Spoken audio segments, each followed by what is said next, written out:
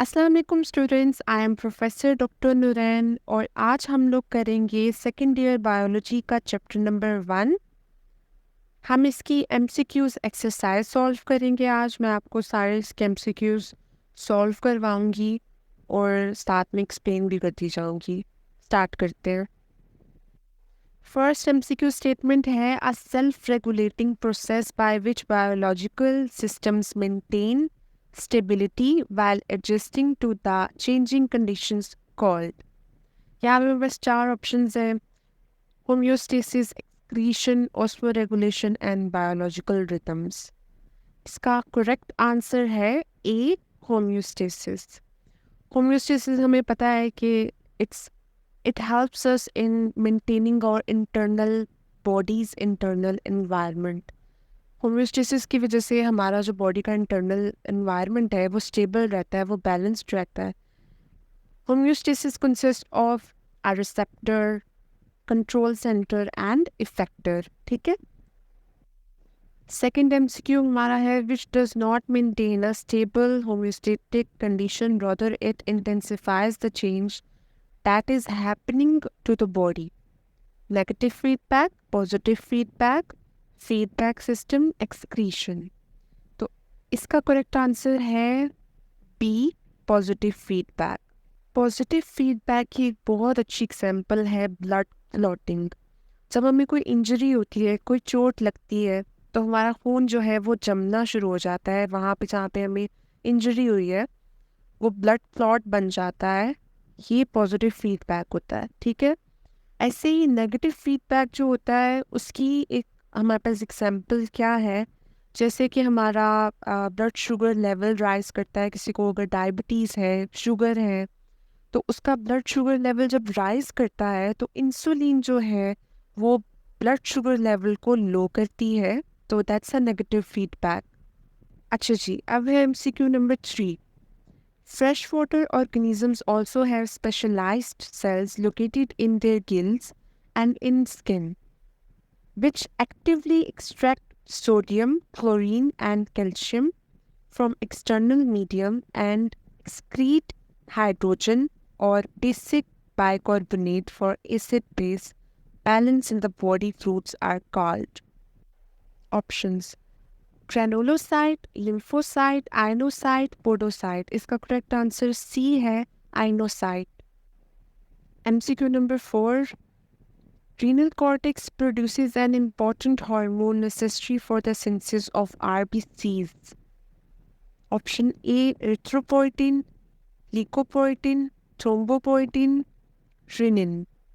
इसका correct answer है option A, erythropoietin। ये फंक्शंस ऑफ किडनी में है, आप उसमें देख सकते हो, यहाँ वहाँ पर ये मेंशन है। MCQ number 5.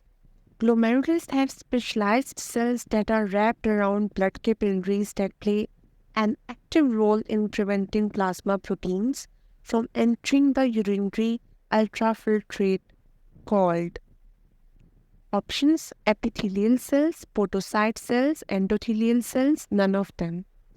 इसका करेक्ट आंसर है बी, पोडोसाइट सेल्स। ये स्ट्रक्चर ऑफ नेफ्रॉन में दिया गया है, ये स्टेटमेंट आप वहाँ से देख सकते हो। MCQ number 6. Tubules secrete ions such as hydrogen, potassium, and NH3 into the filtrate while reabsorbing the bicarbonate from the filtrate are called options: distal convoluted tubule, proximal convoluted tubule, collecting duct, loop of Henle। इसका correct answer B है, proximal convoluted tubule, जिसको PCT भी कहते हैं।